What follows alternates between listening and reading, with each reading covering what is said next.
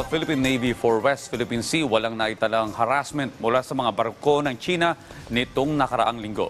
AFP pinabulaanan naman na binuwag na ang Task Force Davao. Si Patrick De Jesus sa detalye. Rise and shine, Patrick. Halos lahat ng isinagawang resupply mission sa Ayungin Shoal noong nakaraang taon, nakitaan ng presensya ng mga barko ng China ayon sa Philippine Navy. Sa Ayungin Shoal nakaistasyon ng BRP Sierra Madre kung saan may nakadeploy ditong mga sundalo. To a certain degree of certainty, almost all, if not all, had the presence of at least one Coast Guard or Maritime Militia. Sa buong 2023, 28 rotation resupply mission ang naisagawa ng Philippine Navy, katuwang ang Philippine Coast Guard sa lahat ng features sa West Philippine Sea.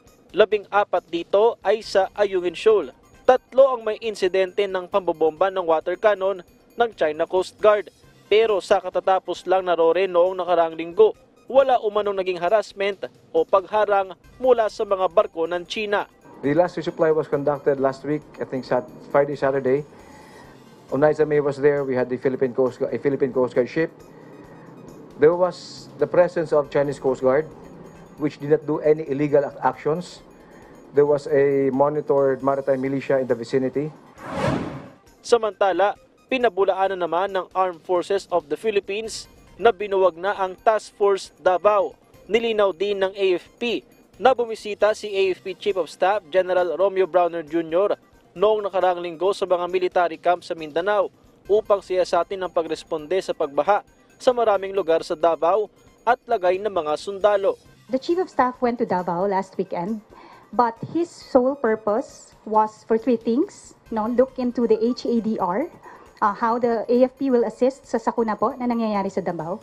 Pangalawa po is yung operations po that is being conducted in Davao. And third is to look upon the welfare of the troops. Sa gitna naman ng usapin sa politika, naninindigan ng AFP sa ilalim ng kanilang bagong battle cry na One AFP, One Philippines, Strong AFP, Strong Philippines. The AFP Chief of Staff has been very active in engaging our units and members to convey the message of loyalty and professionalism amid recent political developments. Ang sabi nga ni Chief of Staff, sir, there is not a need to call for a loyalty check.